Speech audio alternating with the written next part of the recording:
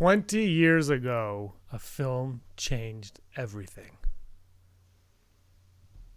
I'm James Rosile. This is Brock Smink. And this is the Rebel Scum podcast coming at you for the 127th time. My goodness. What a great start to talk about the greatest movie ever made, Short Circuit 2. Short Circuit 2. Filmed in our own Toronto. The Eden Center. The Eden Center, yeah. Short Circuit 2 is the one that ends with Johnny Five being gold-plated, right? Yes. Best ending in movie history. Yeah, and he jumps in the air, I think. And you're like, how? Well, he's Johnny Five. He's alive. He's and alive. Fisher Stevens playing a role that in today's day and age you could not get away with at all. I don't even know if we're allowed to talk about that role. But he was also in the Super Mario Brothers movie. And wasn't he married or engaged to Michelle Pfeiffer as well? What a storied career for Fisher Stevens, who should he needs to be in a Star Wars movie. He does. Funny enough, talking about robots, I read an article today telling me how they put in the droid tracks into the cement at Galaxy's Edge. Oh. Like, if you've been to Disneyland, which the both of us have been, if you look down on the ground, there's a lot of fun things to find. Like, I think when you're in, like, the Agrabah part of Adventureland, there's, like, jewels and stuff. Or, like, there's horse, is that right? When you're near Belle's the Beast's Castle, right? Like, there's all animals. Anyways, they lay the cement, and then a guy literally gets on, like, a skateboard, and they just pull him across. And that's apparently you can find that outside of the droid making station or junkyard. I forget what it's called.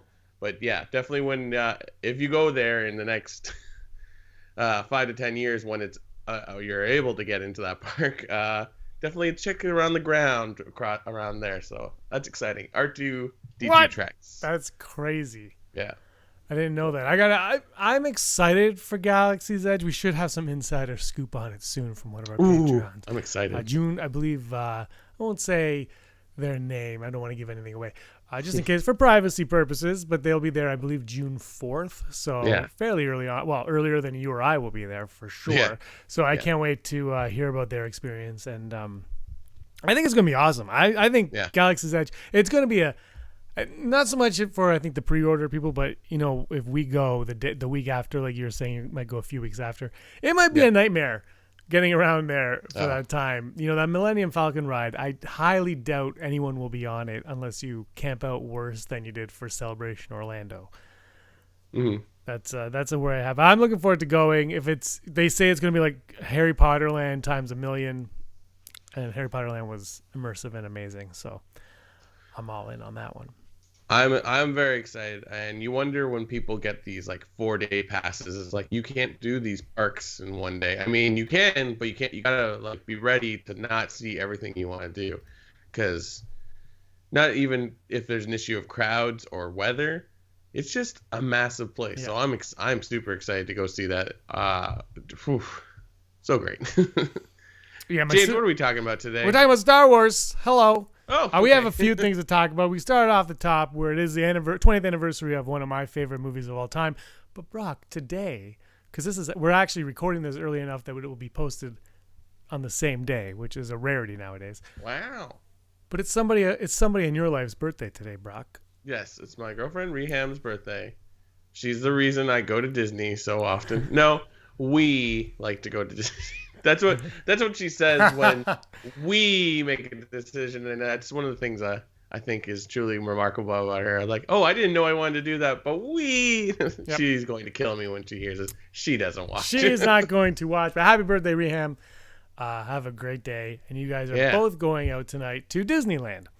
Oh, what? Yeah, surprise! I gotta go. Yeah, you gotta take off. You won't get there in time. I know, but aside from that, it is also Sunday, a couple days from now. It is the 20th anniversary of the Episode 1, The Phantom Menace, which was, you know, the resurgence of Star Wars. And it's what, you know, we do the list all the time, and it's, you know, how I feel. It's one of my favorite Star Wars movies, and then more than anything, it up the ante on what you can do in cinema. It brought in the digital age of filmmaking, and it gave us Watto, Sebulba, Ben Quaternaros, and Jar Binks.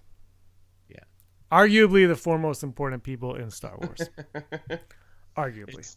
It's a new echelon of characters, right? And it's funny how like we critique when we watch the new sequels and we're like, oh, why can't they just put in new or why can't they just have old characters come back in, or not even characters, just like aliens, races of those characters?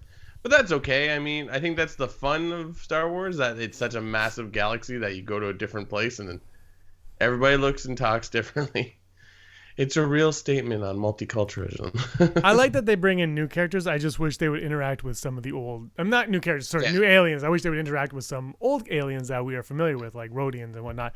Like when you see Solo and they bring them in, you're like, oh yeah, were they all wiped out when after Return of the Jedi? Were they all just like gone? But, you know, I mean, it's not like in the original trilogies we see Dugs. I mean, special editions aside. We don't see Dugs or Gungans or anything, or Toydarians. Yeah. So, you know, I guess the logic is sound for that aspect of it. Do you remember where you were when you first saw the original teaser trailer for The Phantom Menace? No, I can't remember that stuff. I can remember promptly going to a Zeller's after seeing Phantom Menace and my friend buying like all the action figures to the level that, like, I don't know if you remember this, the battle droid figures, there was like three different paint jobs on them, and he bought all three. Oh my gosh. Or maybe that was just like errors, but he was like, this one is slightly different here and here, and I'm like, oh wow. No, I have a feeling I don't remember that when that trailer came out. I know I must have seen it. Oh yeah. This is how old this is, James. I remember going to internet camp where you literally, it wasn't computer camp. I guess it was computer camp, but it was teaching you how to use the internet. All right.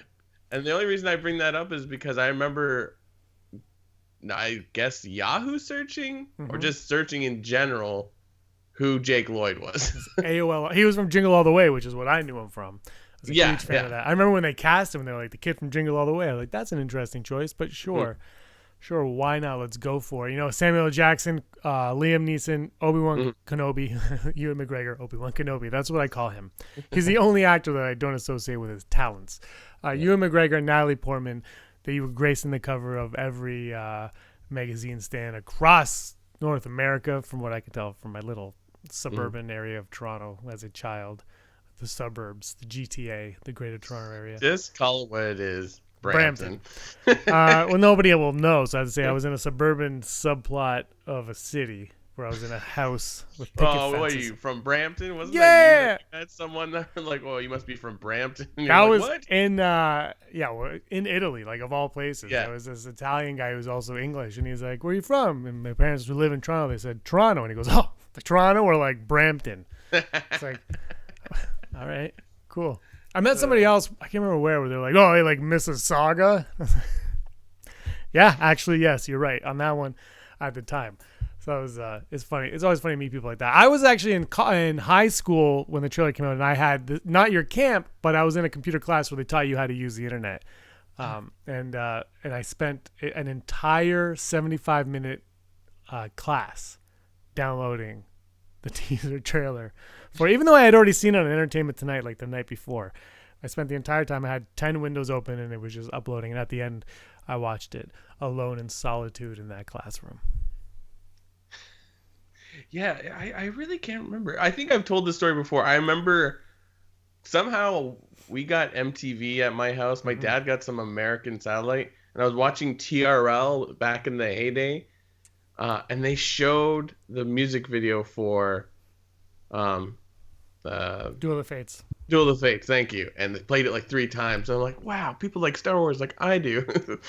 I can't remember. I must have seen it. I know I subscribed that year to Star Wars Insider, and like the whole issues were just about set photos, like pictures from like Italy and all that jazz for like the Naboo scenes. I'm like, wow. Actually, it was that same trip to Italy where the guy recognized Brampton, is where I went to Caserta, where they shot Phantom Menace. And I didn't really realize it when I was there, and it was like halfway through the trip I was like, wait a minute, I know this floor. Where's the queen? Where's Queen Amidala? And they shot. Then when they were there, I think they also shot the volcano erupting for Revenge of the Sith. I think it was all done at once, if I'm not mistaken. They did it early, I know that. But Phantom Menace is, if you like it or not, that's whatever. But it's in terms of the history of cinema, it's a very important film because it wasn't entirely shot digitally, but it had a lot of it was, and they were ushering it in. And then Attack of the Clones was completely digital, Revenge of the Sith completely digital, and then Force Awakens completely film.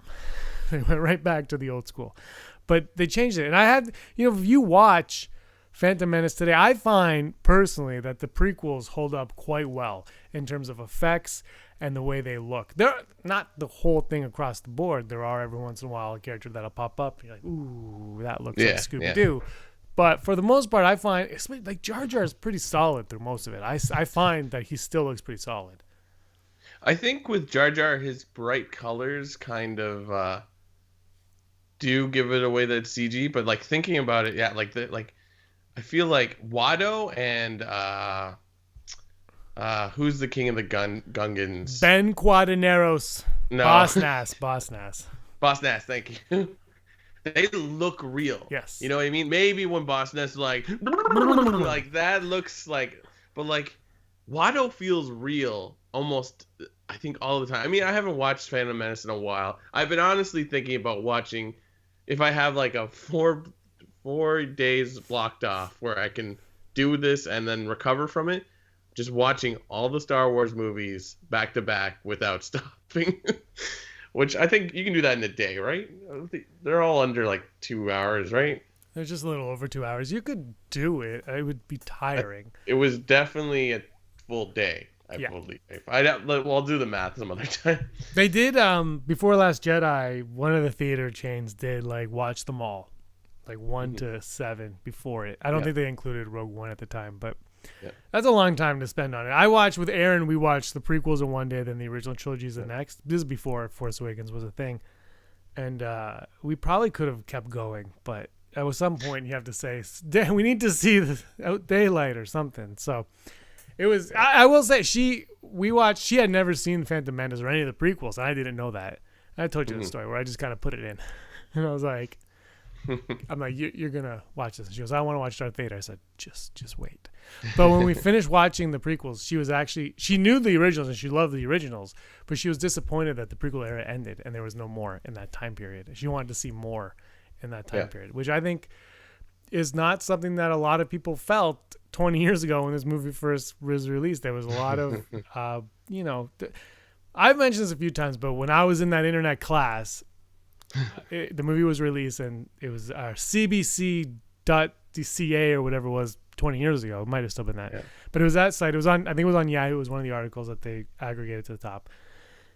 And it was just people complaining about Jar Binks. So like the movie was okay, but Jar Jar's annoying. And there was, I think there was about 5 to 7 of those identical quotes. And so when I walked into it, I was like, I have to see what's up with it. And I knew a lot about Jar Jar because I think Lucas was pushing a lot, and I believe his son came up with the name Jar Jar. He's like, I like to let my kids pick the names, and so he picked like Jar Binks. And I walked in, and I never had a problem with Misa Jar Jar. Just I didn't understand it. Years later, I kind of saw it, but I still don't get why people are so pissed at that character. I don't get it either, because I think I told you this last year, the year before I went to Fan Expo. Anthony Daniels was there and did a wonderful panel, or not even a panel, just him talking to the crowd. That's why I always say, if you get a chance to hear him talk, go. It's fun. It's like Warwick Davis fun. Anyways, he mentioned, so I think someone asked about Phantom Menace and Jar Binks came up, and people booed like the usual trolls. But there was I think maybe an 8-year-old girl sitting in front of me, and she was like, "Boo! He's the worst!" And I'm like, she's sitting beside her father. I'm just like, this is child abuse. Like the character is for her, and she's booing because that's the general conception of that character. I'm like, oh man. Then I called the police and they took her away. Good, that's good. That's what, you know what. And Ahmed Best said on the live stage of Celebration, he said, everyone might hate you now, but in 20 years, the kids who are kids today are going to be adults, and you're going to see a turnaround. Yeah. And there's this massive turnaround now. People, and if you read the comics more than I do, because I don't, but you read them. He's in Aftermath Empire's End for a bit, and he has a lightsaber in the comic. The people who are starting to do these, well, he uses a lightsaber. Yeah. You know what I mean? Like, he's there and he's shown to do something. They're actually paying attention to Jar Binks, and it's because the people who are starting to write these stories now probably grew up with Jar Binks, and so they see him in a completely different light. They see him like we see Wicket. If I was doing a comic right now, Wicket would have 3 lightsabers, and he would be going nuts on Logray. I just watched Return of the Jedi with Reham for the first time. It's like she's seen it a bunch of times, but it's like, that's Logray, that's Chief Church. That's like, but I agree. Like, Jar Jar is Ewoks. Like, it's, even though I would say, as that trilogy persists, it's like, oh, Jar Jar is important. Like, even though he's not active in all of the movies, like, he's there. But he does, he is important down the line. And he's important, like, he's no different from, I don't know what character you could almost say, and I think I've said this before, I think I said it recently, like, Han in Force Awakens is there to get you from there to there to there. I mean, that's just storytelling. Yeah. Jar Jar Binks is kind of like that with Qui-Gon and Obi-Wan. He's like, they just happen to land on Naboo because they are being chased by the Trade Federation. I love the fact that the enemies in the first one are the Trade Federation. But it makes sense, especially if you read Master Apprentice and you hear all about the Circa Corporation. But yeah, he meets Qui-Gon in the woods, and then Obi-Wan. Yeah, Obi-Wan comes up later, and like, he gets them to the thing, and it's I enjoy it. It's he's very he's like C-3PO. Yeah. Or an R2, like he has the same lines as silly and kind of like, are they important? But they are important because they get you there. But then people just didn't receive him. Like, I think it was a few things. His voice, his voice is a little one thing, and maybe it would have been a little bit wiser to have him speaking a different language. Yeah. But I don't know. People just that's not my Star Wars. I don't know. What? It's not. He's not for everybody. Yep. But he has. It's funny because his lines are basically the same as 3PO's for a lot of the movie. He's how rude and all. Like, he basically is 3PO, but with he says Misa instead of something else. And I think that would be an interesting, like, a side by side comparison of 3PO and Jar Jar in like their dialogue, because they both say excuse me, but just in different ways. How rude. They both get shut off in a ship. One more like a Vulcan, but whatever. I love Phantom Menace. Everyone knows that you like Phantom Menace. Andrew was at the panel for it this year. I wanted to be at the panel this year, but I was not. And you mentioned Duel of the Fates, which I like a lot of the sequel trilogy music that John Williams has done. But I think the last like great piece of Star Wars music that we got, like phenomenal music, or epic, is Duel of the Fates. It was just one of those things where, look, and Rey's theme is fantastic, and Kylo's, I really like Kylo's, but Duel of the Fates, like you said, there was a music video for it. It was used, it's used endlessly now. It's just, there's something about it that's super powerful, and I'm glad we got that piece of music, and hopefully we hear it again in Rise of Skywalker, or not, whatever.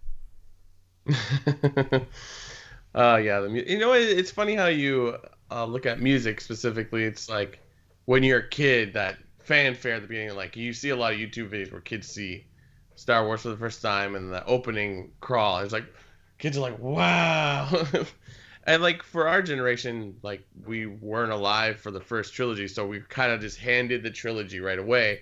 Sequels was where we experienced, and then now we're experiencing prequels we experienced as children, and now sequels as adults. It's like you can't really compare these movies because your perspective is so different, right? Because like obviously the first time you see it, you're like, wow, that's pretty interesting.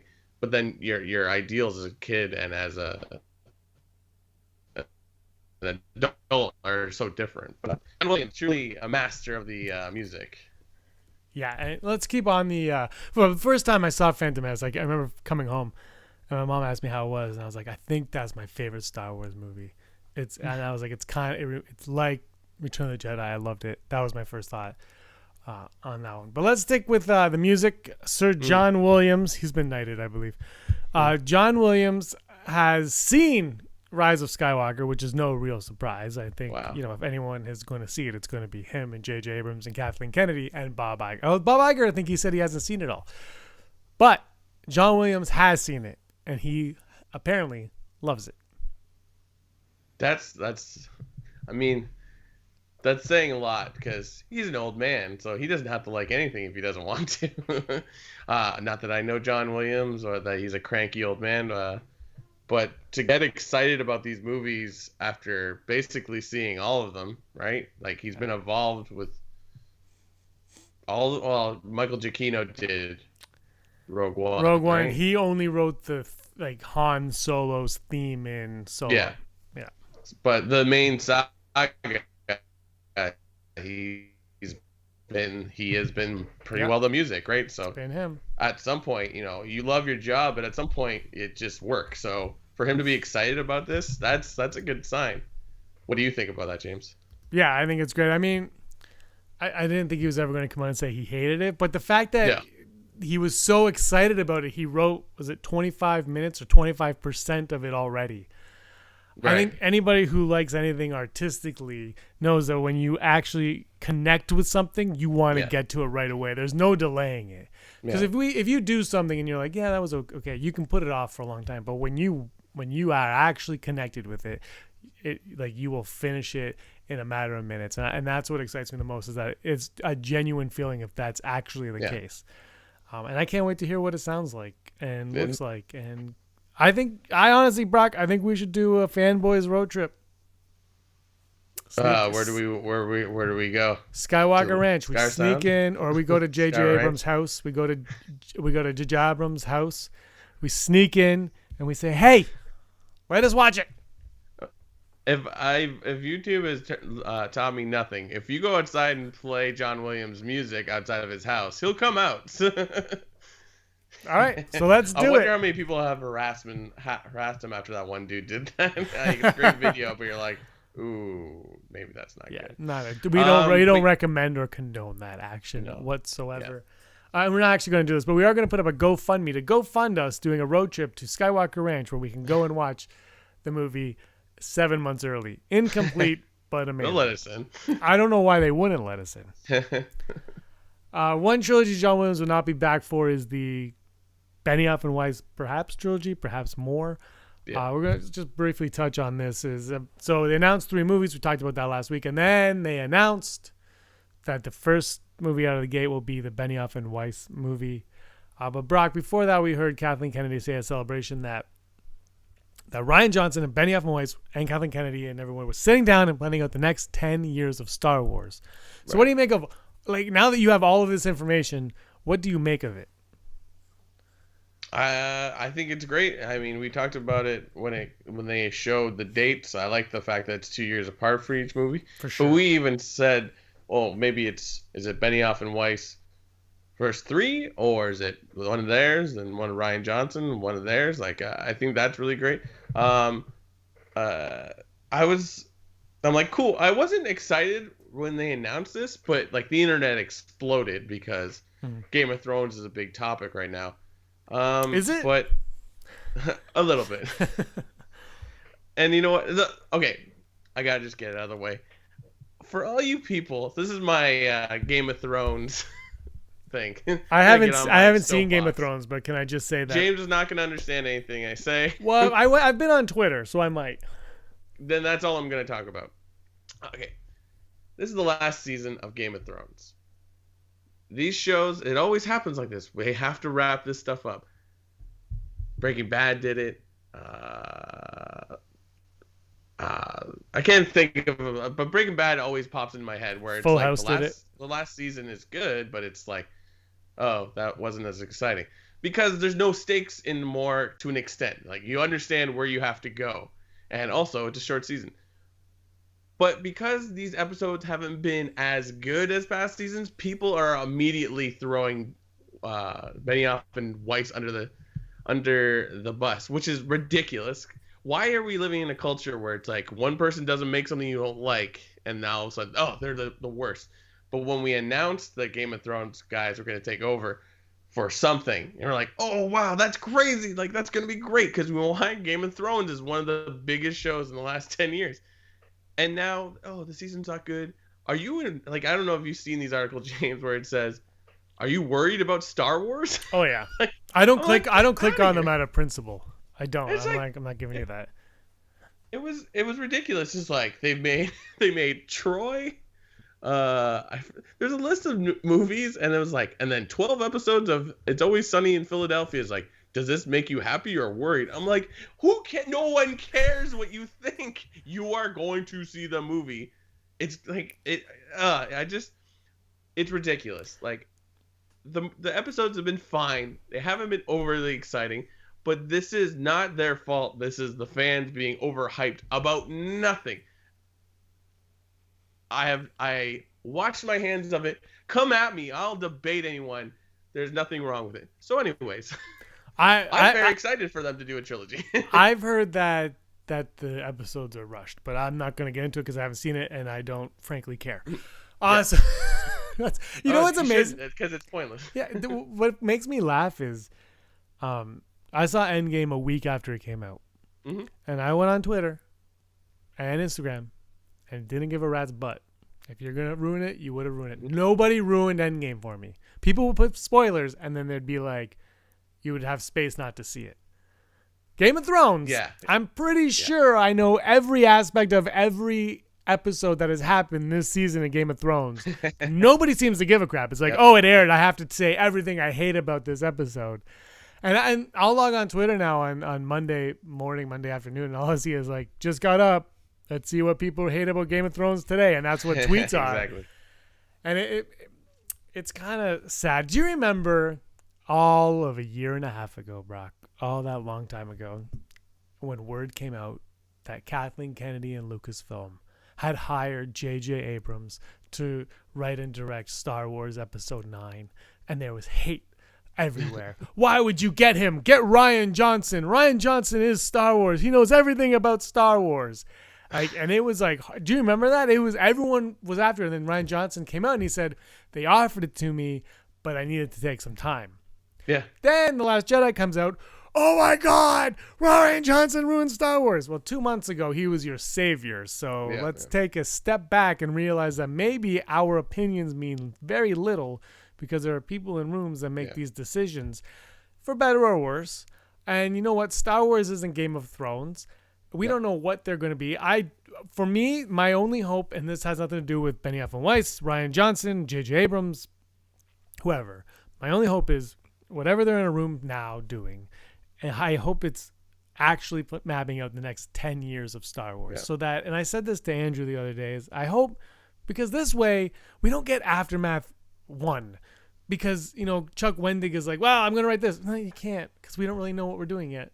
Yeah. Map it out. And then they could be like, Claudia Gray could say, I'm going to write this. And they're like, yes, write it, because that could fit in right here. And I know they know a little bit of that, but if you map it out properly and you're like, these are the 10 movies we're making, or 10 years worth of movies we're making, then the shows, the comics, the books, everything else can fill those little gaps in between, and there won't be any worry about spoiling anything because it already is laid out. And maybe you don't give us the book right away. Maybe you wait till after, but fine. But at least I know that when I get it, it's not going to be filler. Mm-hmm. I mean, it is filler, but it'll be useful filler where I'll feel like I didn't waste my $12 on a book.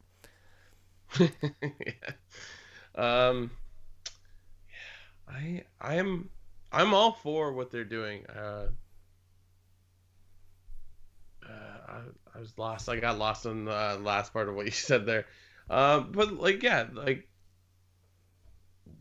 these are all great directors, and they have a creativity. I'm just trying to remember.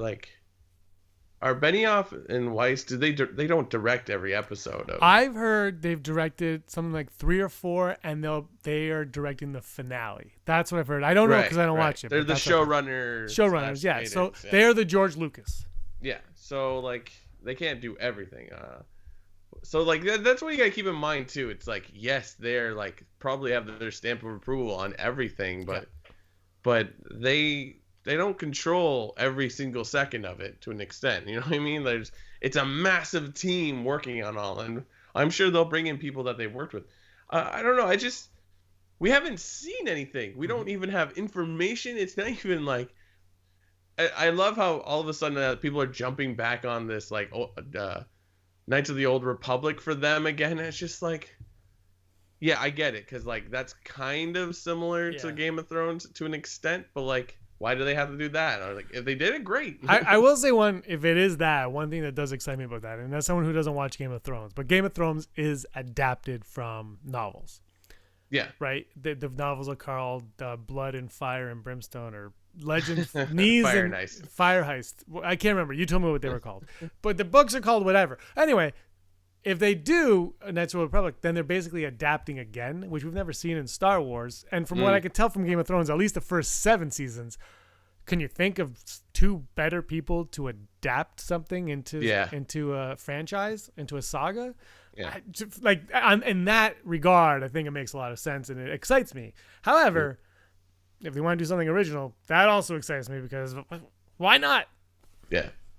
I mean, I know I read recently, like, on the Holo News, I read that they're still doing some project for HBO, but not till after they're done Star Wars. So it's like these guys are on high demand. So whatever you think is good for Star Wars, nobody cares because here's our path.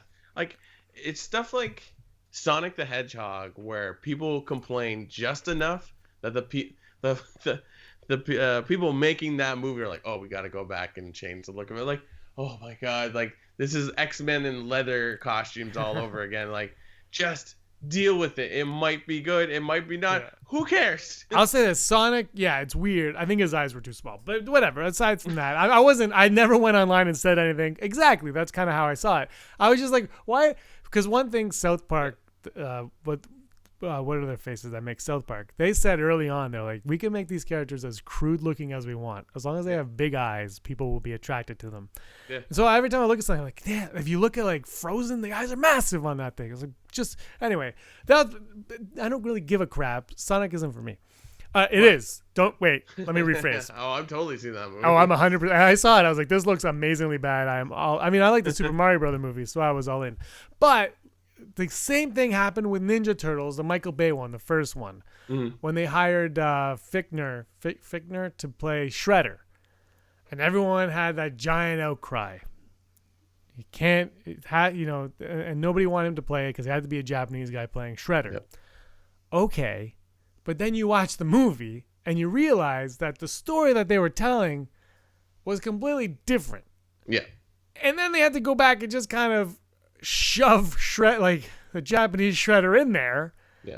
And you're like, I mean, it worked for me. It works out perfectly in Out of the Shadows. Awesome. Yeah. But in that movie, you're like, all right, so I see what they were doing, and now we have 1.5 bad guys, and one of them I don't really understand. He's just kind of in a shadow in a corner somewhere for half the. Why are you like they? So I think they should just sometimes stick with what you're doing. And then let us judge it after we've seen it. And maybe we still would have had the same agreement because I think, that's part of what makes Shredder great. But they changed his origin story completely, to kind of fit it. And, Yeah. I just like it, just this constant, like, I love this idea. I hate this idea. I love this idea. I hate this idea. It's like, we don't have anything. It's just an announcement. Like, when is the next one? 2022? Yeah. Like, it's like that's almost like 3 years away. Pretty well. Like that's so much time. Maybe just relax.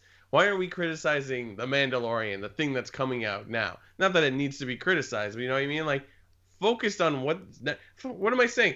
Focus on episode 9, Rise of the Skywalker, episode 9. This is what worries me about Mandalorian, and we'll go into our next topic now, is I love Jon Favreau. Swingers made great films. Oh, yeah. Iron Man 1, phenomenal.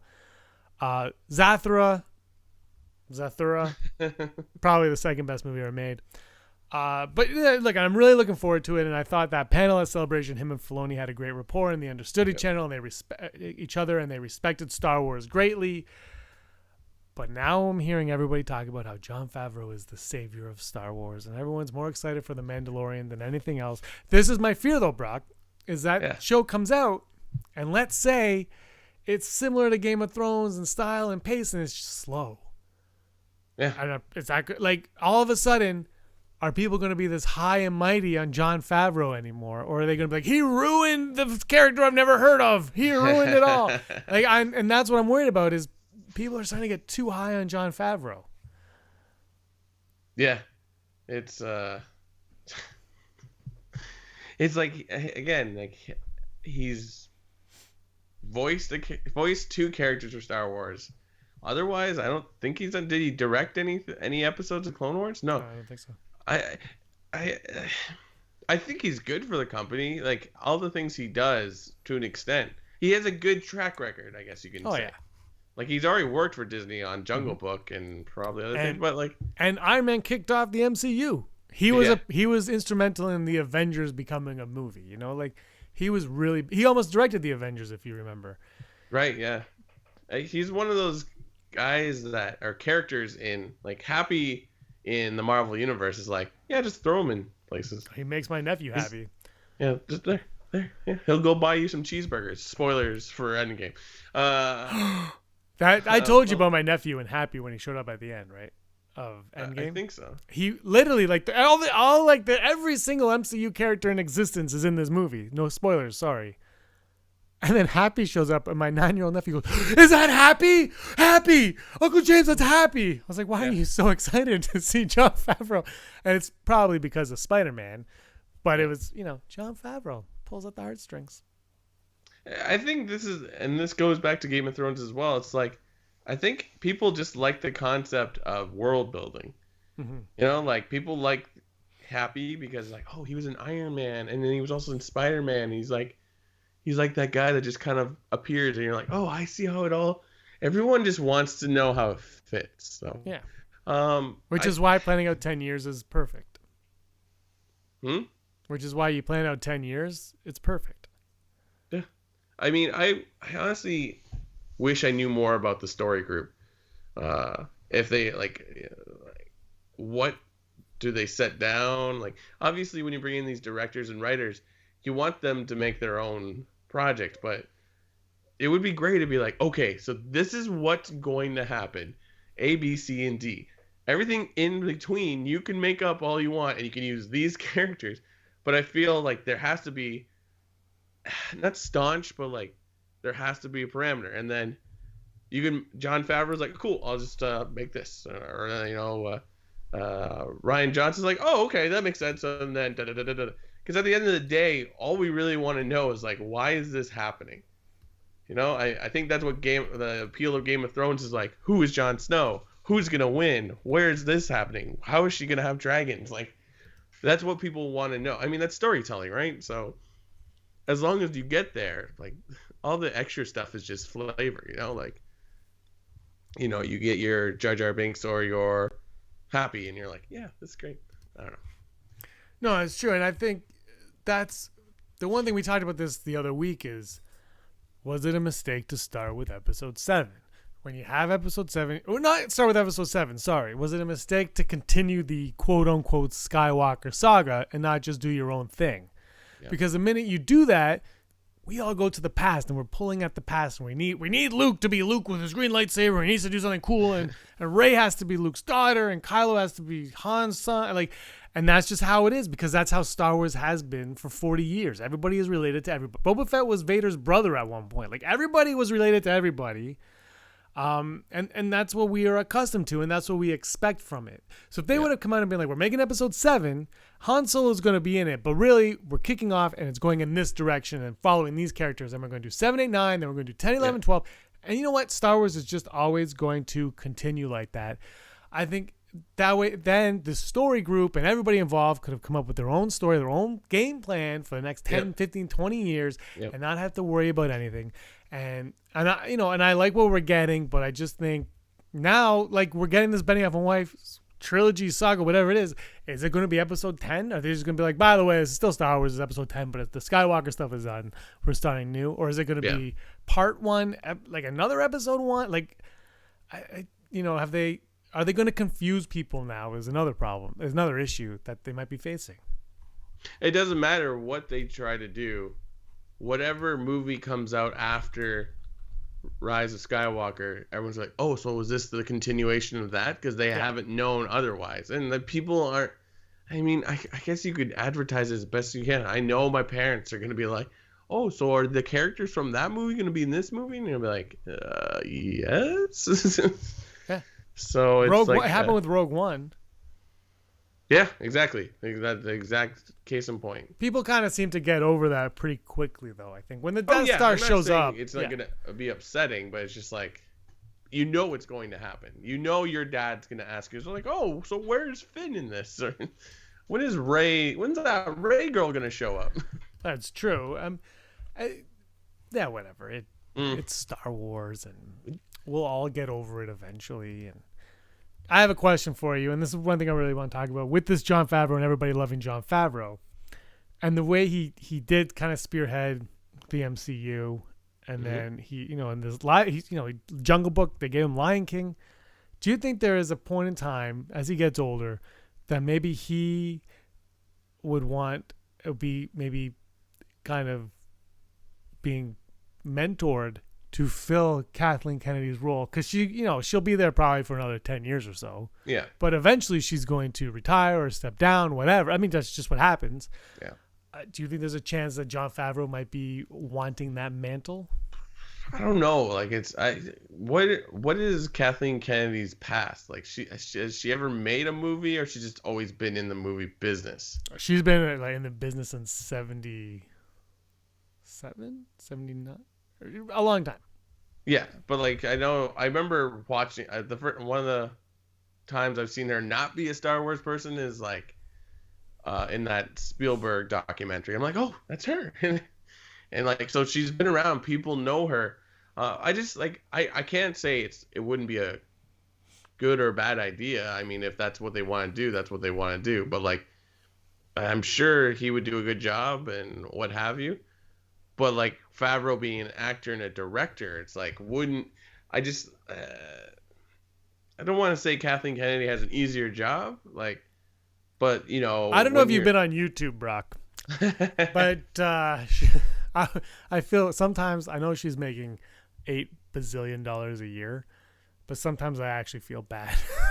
I'm like, oof, man, is it worth? Like, sometimes I hope she doesn't go on YouTube. As much as I want her to know that we exist, I hope she doesn't go on YouTube. For lack of a better term, like, she works an office job. You know what I mean? Like, though it's with stuff that, like, she lives in the same world as Jon Favreau, but he was a director and an actor. Like, at some point, maybe he would want to do that, but like, I feel like leading that life for so long, you want to retire early. You know what I mean? And I would say they're roughly about the same age.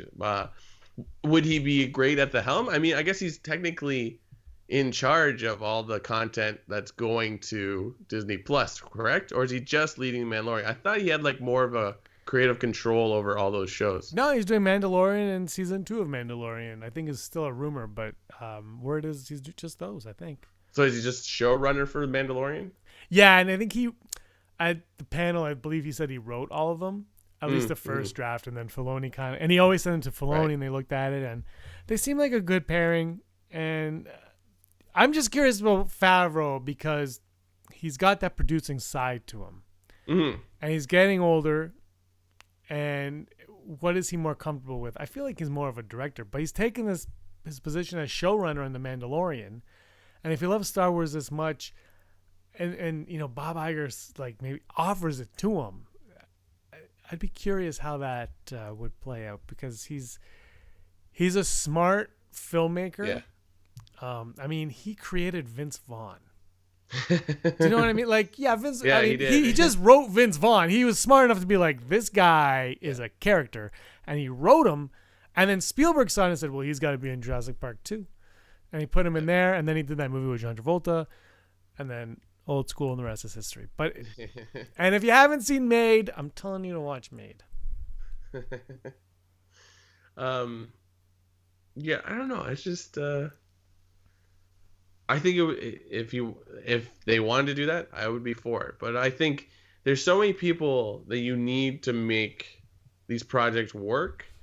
Obviously, we focus on the people on top that we see in front of cameras who are talking about it.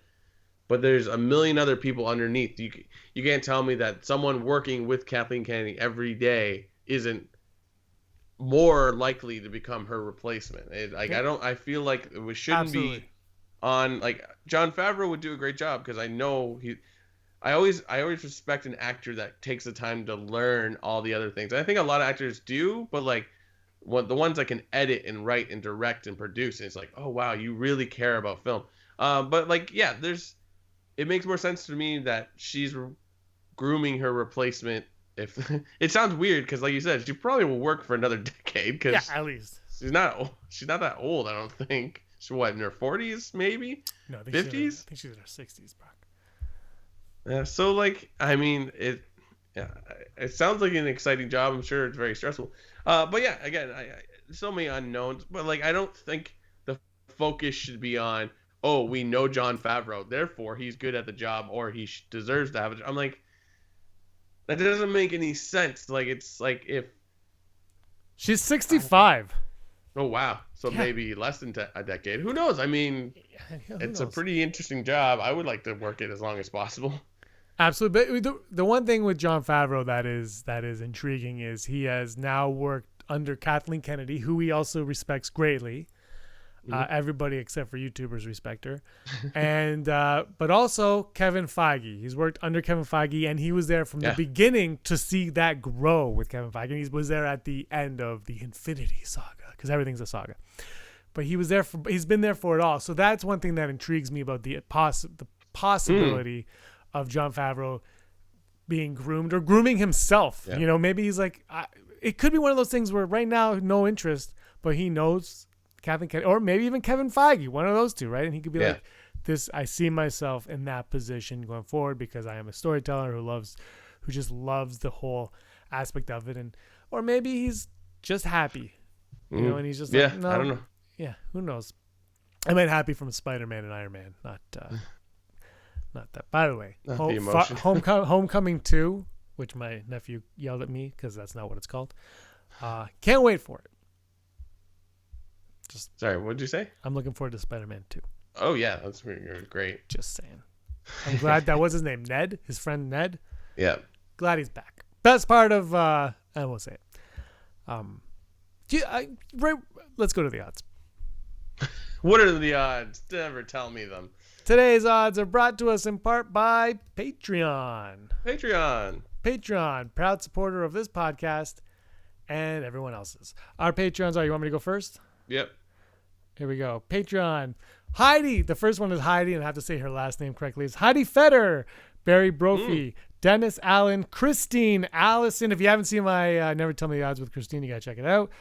Mary Kristen Athen, Jeff Wilson, who also has an odds, Aaron Quinton, who has an unleashed, Al Schuler, Phil Staniforth, Heather Long, JRB, Nerdcast, Scott D, Jacob Nixon, Andy Higgins, Mason Hop, Matt W, and our newest Patreon, Jeffrey Hoban, I hope I'm pronouncing that properly, FP, and Den of Nerds. The Den of Nerds.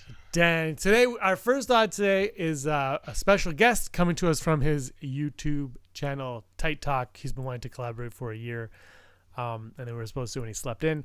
So, Brock, you ready to hear this odd? Here's his odd. Hello, everyone. So I am Tight Talk. I run the channel Tight Talk. My name's not actually that. If it was that, I don't know what my parents were thinking. So I run a Marvel and Star Wars related channel. I make videos on Mondays and Fridays, as you can see from the picture. And over a year back, I reached out to Rebel Scum Podcast, and here we are. So I know this isn't like a real collaboration. This is just a little segment that they told me to make because I'm a kid and I overslept my alarm and missed the time when I was supposed to actually go on the real actual show. So this is alternative that we came up with. So I was supposed to plug my channel and talk about the giveaway that I'm doing and talk about a Never Tell Me the Ad. So I'm going to first start with plugging the channel. So as I already said, I run Marvel and Star Wars. I cover news, theories, pretty much whatever else pops up that I see would be something worthy that people would actually want to dig into and learn about. So I love the Marvel and Star Wars universes.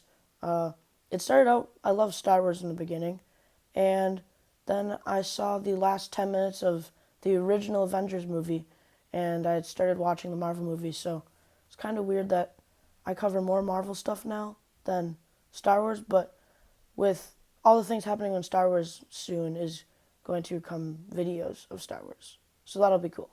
But yeah, so that's what my channel is. I highly suggest subscribing to it if you are a fan of that, and you probably are, otherwise you wouldn't be watching the Scum podcast. So number 2, the giveaway that I'm doing is, so I've already gone to Avengers Endgame 3 times. I'm going again today. But I was given a donation of $40 on my Patreon, and I am going to be hosting a giveaway for pre-ordered copy of Avengers Endgame Blu-ray Special Edition. So all you have to do is follow my Twitter, subscribe to my channel, and then on the Twitter account, there should be a tweet that shows this giveaway and the rules to it. Comment on that, why you want the movie, and why you should win it. So that's pretty simple. It's not a lot of steps to do. It's 3 simple little steps. So if you want a chance to win an Avengers Endgame Special Edition on Blu-ray, follow those steps. All right, so my Never Tell Me the Odd, I'm not sure if this podcast today that they're doing is talking about #Make Solo 2 happen, but that's what I was originally going to be on the show for. We were going to talk Solo 2 and all the stuff and hype that's around it. So my Never Tell Me the Odd is Kira and Darth Maul joining sides and trying to go on a conquest to rule the galaxy, and then Solo and Chewbacca and his crew will have to stop it somehow. So never tell me the odds of that. And then that's pretty much all I have for you guys. Once again, thank you, Rebel Scum Podcast. This is a huge opportunity for me. I can't believe that someone like this is doing this, letting me, a little small channel with almost 300 subscribers, come on a show that gets like 500 viewers. So I just want to say I'm really thankful for this. And yeah, everyone watching this podcast, have a good rest of your day. See ya. Thank you for the odd. Kira and Maul taking over the galaxy and Solo and Chewbacca and the gang trying to stop him. Brock, what are your odds? I want to say 75% because I really want that to happen. I don't know. Like I've said before, they can do it in some other movie that maybe not called Solo 2, but or Duo. I want it to happen so bad. I mean, come on, you went to the trouble of putting Darth Maul back in. Do something with it, even if it's a cartoon. That'd be fantastic. I'm gonna go 11.5. I have to go low. I'm sorry. The reason is because I feel like those are two separate movies. I don't think Han and Kira are ever going to be connected again. But I want to see Maul and Kira together, and I want to see Han and Chewie do more adventures together, but I think they're separate from each other. So I have to go low on that one. Thank you, Ty Talk. Check out his channel, and the contest he has is awesome. I'm going to win it. I'm getting a copy of Endgame on Blu-ray. That is his contest, so don't even bother because I won that. Thank you very much, Ty Talk. Here we go. The second odds of Disney releasing Star Wars films every year and a half as opposed to every 4 years. This one's coming to us from Twitter, Hayek's Ghost. I'm confused about this. I thought it was every 2 years. Sorry, every 2 years. I wrote it wrong. Okay. And then I read it without even thinking. I want to stay. I'm going to go 0. Wow. Obviously, I want more Star Wars, but like, if it's a year and a half, then it means it probably won't be at Christmas every time. I think that Christmas spot is a good spot for it. And then 2 years apart is perfect, you know. But if they changed it, I wouldn't care. I'm just going to say keep it the way it is. So I'm kind of torn, really torn on this one because... Natalie Imbruglia. Yeah, like lying naked on the floor. And the reason I'm torn is because right now they say every 2 years, and that makes sense with the box office receipts of Solo. It makes complete sense. But if these new movies make a lot of money, like Iron Man did, like Thor did, like Captain America did, aren't we going to see something coming up a little? Aren't they going to be like, well, let's try that again? It's tempting. The devil's tempting. Yeah. So I'm going to go full Brock. I don't think it's going to happen in the next 6 years. But after these 3 movies, then, because they didn't say Star Wars is dead after 2026. They just haven't announced anything after that. Yeah. So, if those movies make a lot of coin, I could see them being like, okay, well, you know what? You're going to get one in 2027 Christmas, and then 2028 July, and then, maybe Christmas. Yeah. So I can see that. But I'm going to go full Brock for now. It's all based on box office receipts and greed.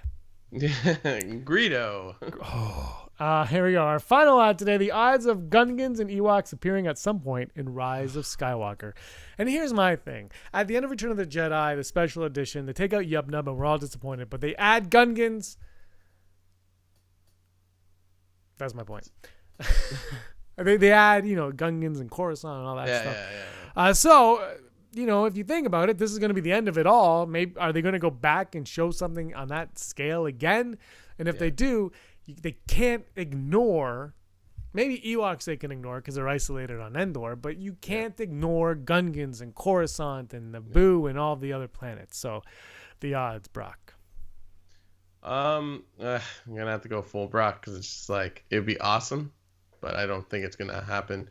What would be really great is if in Rise of the Skywalker, there was something from each movie in it, or everything you've seen prior to this in the saga, you'll see at some point. Maybe just a picture in a book, and there's an Ewok or whatever. But there is a rumor, theory, spoiler going around that kind of. I'll talk to you later about it. I don't want to say it on the show, and we're not doing it after the top 5 today. So I'm gonna go full Brock as well. Today's episode is full Brock. Full Brock. Should just call it full. Brock. Yeah. So anyway, let's go on to the Hollow News. Hollow News, the time where I talk forever. All right. So this one is very Empire, the Galactic Empire focused. The TIE Fighter Handbook Owner's Workshop Manual from Insight Editions and Lucasfilm will be coming out May 28th.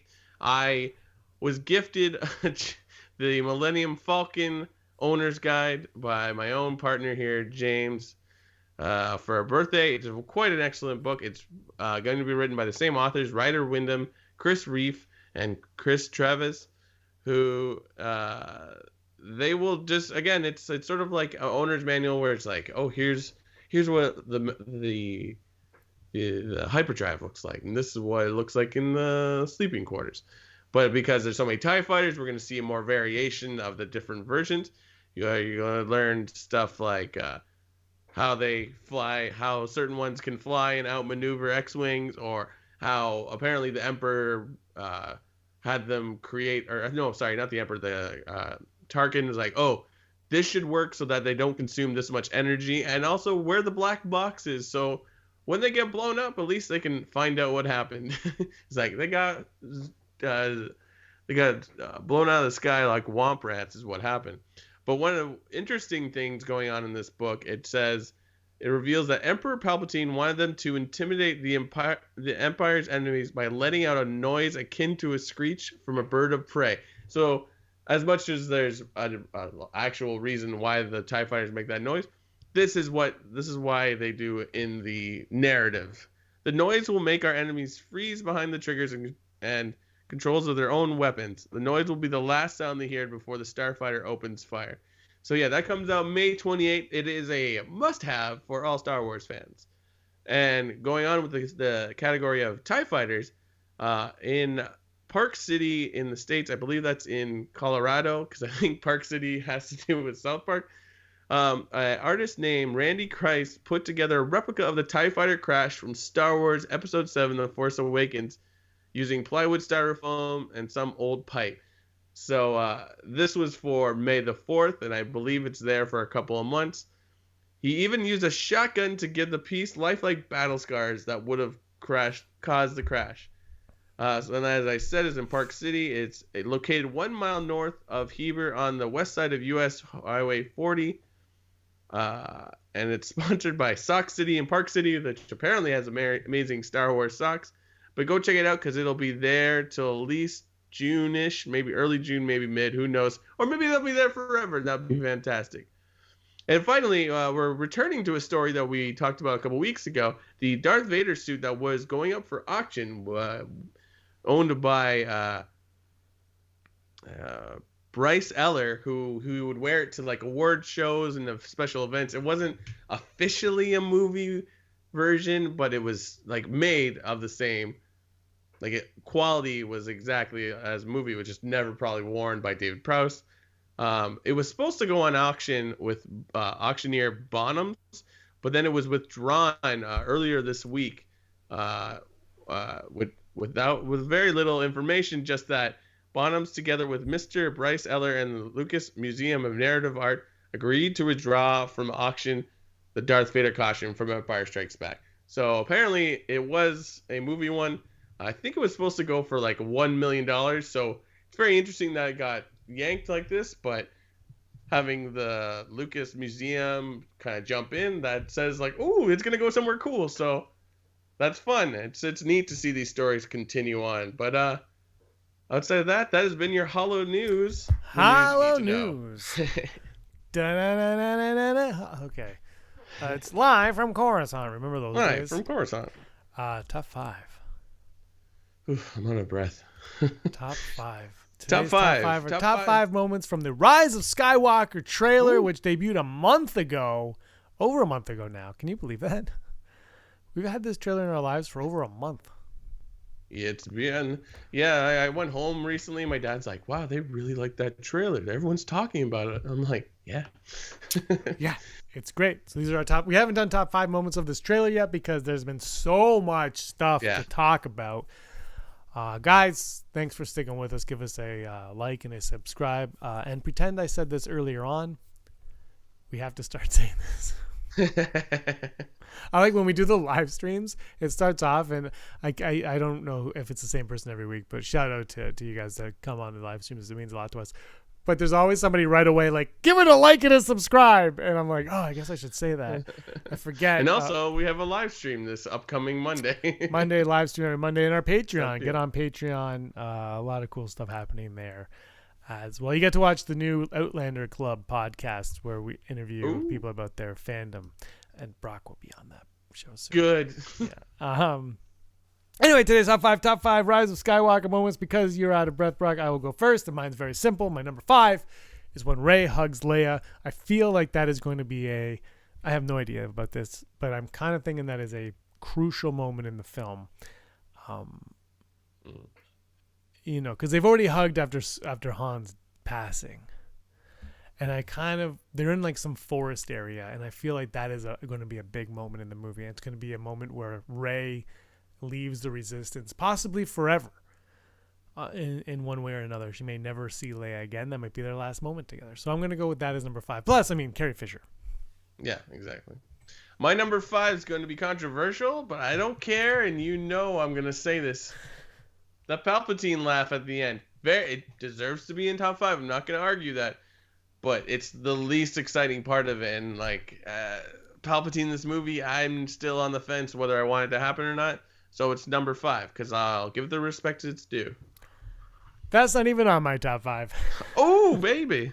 Number 4, Lando. He's back. He's driving the Falcon. Him and L3 are reunited. Cannot wait. He's wearing that yellow, and I love it.